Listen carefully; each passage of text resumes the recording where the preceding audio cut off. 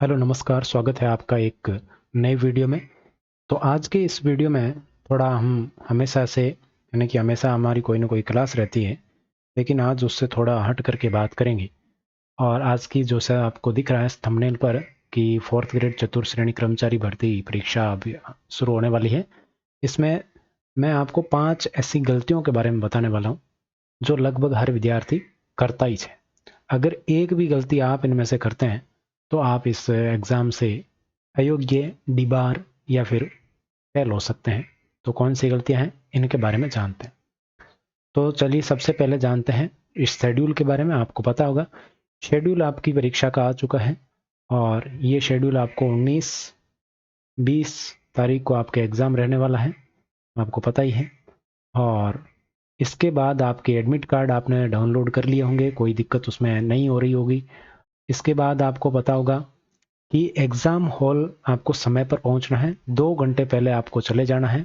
Admit card में स्पष्ट रूप से निर्देश दिए गए हैं, 1 घंटे पहले है वो दरवाज़ा आपके वहाँ पर बंद हो जाएगा। ठीक है, तो सबसे पहले तो आपको क्या करना है, एक दिन पहले अपना बैग तैयार कर लेना है। सबसे पहली गलती यही होती है। क्या गलती होती है कि आप बहुत सारे विद्यार्थी हैं जो अपना जो बैग है वो तैयार नहीं करते हैं। बैग तैयार पहले नंबर पे यही गलती करते हैं, बैग तैयार नहीं करना। तो बैग तैयार नहीं करना, इससे क्या होता है, इसमें आवश्यक चीज़ें क्या क्या, सबसे पहले आपका एडमिट कार्ड इसमें होना चाहिए। क्या क्या होना चाहिए, एडमिट कार्ड होना चाहिए। अब कहेंगे कि ये तो हमें पता है, सभी को पता होता है, फिर भी गलती होती है। तो पूरा देखना इसको और फिर इसको भूलना नहीं, नोट कर लेना ये गलतियाँ, कागज़ और पेन लेके। दूसरा, आपको क्या लेके जाना है, अपनी फ़ोटो साथ में होनी चाहिए। कितनी फ़ोटो, 2 होनी चाहिए। वहाँ एक ही चाहिएगी लेकिन 2 होनी चाहिए, और दोनों अलग अलग जगह। एक एडमिट कार्ड के साथ में रखें और एक अलग रखें, ताकि एक खो जाए तो दूसरी मिल जाए। फिर और क्या रखें साथ में, एक आईडी कार्ड। आईडी कार्ड कौन सा, सबसे ज़्यादा महत्वपूर्ण है आधार कार्ड। अगर आपके पास आधार कार्ड है तो वो ही लेकर चलें। ठीक है, आधार कार्ड कैसा होना चाहिए, बिल्कुल अपडेटेड होना चाहिए। अपडेटेड का मतलब है आपकी जो चेहरा है, फोटो है, और आधार कार्ड वाला चेहरा और आपका वर्तमान चेहरा है वो 100% नहीं तो 90% तो आपका मिलना ही चाहिए। ठीक है, इसके अलावा और क्या होना चाहिए, और आपके पास अनावश्यक कोई सामग्री नहीं होनी चाहिए। अनावश्यक सामग्री साथ में नहीं रखें। अनावश्यक सामग्री साथ में लेके नहीं जानी है। अनावश्यक सामग्री जैसे बहुत सारी किताबें भर लो, तो किताबें आपको लेके नहीं जानी है। क्यों नहीं लेके जानी, कि पढ़ना है तो पढ़ना है, तो भाई एक दिन पहले ही तो जाओगे, तो एक दिन में आप क्या कर लोगे फिर। और पढ़ने के लिए आज मोबाइल से पढ़ते हो, बहुत सारी चीज़ें आपके मोबाइल में ही हैं। इतनी चीज़ें हो गई। इसके साथ क्या लेके जाना है, एक आपको पेन लेके जाना है। पेन एक की जगह आप क्या लेके जाएं, 2 पेन लेके जाएं। कैसे पेन लेके जाएं, ब्लू पेन लेके जाएं। और ब्लू में भी कैसे, पारदर्शी होना चाहिए। पारदर्शी मतलब जिसके अंदर इंक और रिफिल है वो साफ दिखनी चाहिए, उसमें ये ध्यान रखें, बिल्कुल पारदर्शी। पानी की बोतल आपको चाहिए तो वो भी पारदर्शी ही लेके जाएं। वहां पर सेंटर पर, लगभग सेंटर पर राजस्थान में व्यवस्था होती है, लेकिन कहीं नहीं हो तो पारदर्शी पानी की बोतल लेके जाएं, तो वो आपको मना नहीं करेंगे। ठीक है, इसी के साथ देखो यहाँ पर प्रवेश पत्र पर भी निर्देश दिए हैं, आपको ई प्रवेश पत्र लेके जाना है। एक मूल फोटो युक्त पहचान पत्र, आधार कार्ड से पहचान वहां पर आपकी सुनिश्चित की जाएगी, आपका फिंगर लिया जाएगा वहां पे। अगर वो नहीं हो तो आप PAN card, passport, driving licence और वोटर आईडी, इनमें से कुछ भी ले जा सकते हैं। और 2.5 बाई 2.5 सेंटीमीटर का फोटो, थोड़ा कहने का मतलब है कि पासपोर्ट साइज जो फॉर्म में लगती है वही फोटो आपको लेके जानी, वैसे ही फोटो। ठीक है, और ये आजकल एआई का ज़माना है, फोटो में छेड़खानी होगी तो वहाँ पर वो पकड़ लिए जाओगे, और आप भले ही कितने ही सही हो तो आपको वहाँ पर रोक लिया जाएगा। वहाँ पर आपका फोटो खींचा जाएगा, फेस रिकॉग्निशन होगा वहाँ पे। ठीक है, ध्यान रखें। और क्या ध्यान में रखना है, तो ये तो बैग तैयार करने की बात हो गई। ये आपको सारी कुछ चीज़ें बैग के अंदर लेके जानी है, इनमें से कोई चीज़ भूलनी नहीं है, पहले दिन ही तैयार करके रख दें। और जो ड्रेस आपको लेके जानी वो भी उसके बैग के अंदर रख लें। जैसे आपका सेकंड पारी में आप तुरंत सीधे परीक्षा में बैठोगे तो आप ड्रेस कोड में ही जाएं घर से ही, और यदि आप ड्रेस चेंज करने की व्यवस्था हो तो ड्रेस साथ में लेके चलें। मैं तो कहता हूं कि आप टी शर्ट लेके जाएं और लोअर पहन के जाएं, आप ज़्यादा बढ़िया रहेंगे। पैंट और शर्ट भी अलाउ है, लेकिन कई कई क्या है, स्टाफ को ये गलतफहमी हो जाती है और स्टाफ वहाँ पर फिर आपके साथ कुछ इधर उधर की बातें होगी तो आपका माइंड सेट है वो खराब हो जाएगा वहाँ पे, और एग्ज़ाम है वो बेकार हो जाता है। तो इन बातों का ध्यान रखें। दूसरी बात, समय पर पहुँचे। समय पर पहुँचने मतलब आपका 2 घंटे पहले पहुँचना ज़रूरी है। 2 घंटे पहले सेंटर पर पहुँच जाएं, क्योंकि 1 घंटे पहले तो सेंटर ही बंद हो जाएगा। 1 घंटे पहले गेट है वो वहाँ पर बंद हो जाएगा। 1 घंटे पहले आपको अंदर बंद कर दिया जाएगा, ये विशेष ध्यान रखें।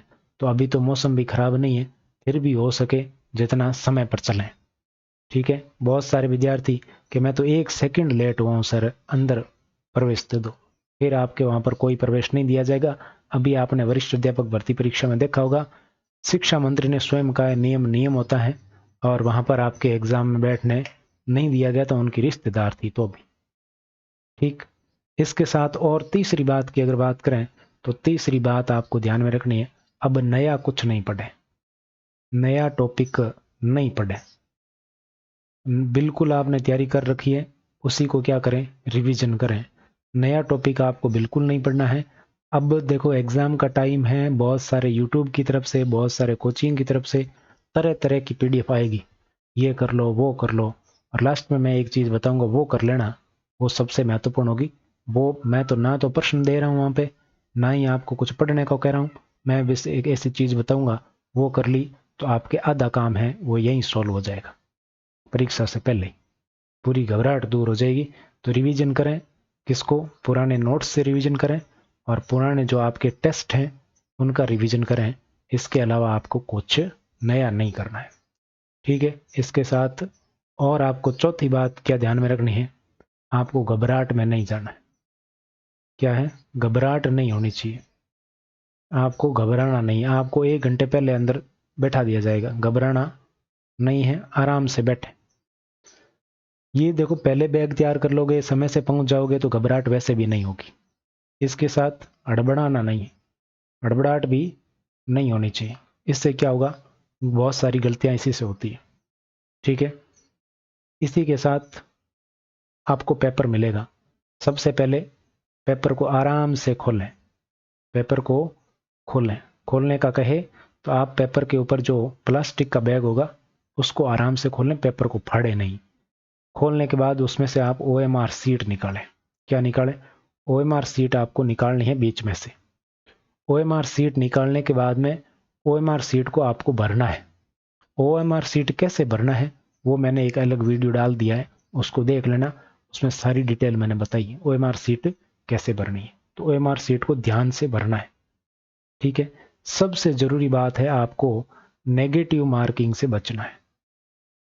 किससे, नेगेटिव मार्किंग से बचना है, यानी कि जो प्रश्न आपको 100% नहीं आता है, कोई संभावना नहीं है, उस प्रश्न को आपको नहीं करना है, टच ही नहीं करना है। वो सभी को नहीं आ गए, फिर आपको 100% नहीं आ रहा है मतलब वो किसी को नहीं आ रहा है, नया प्रश्न होगा वो किसी को नहीं आएगा, ये बात आपको ध्यान में रखनी, ठीक है।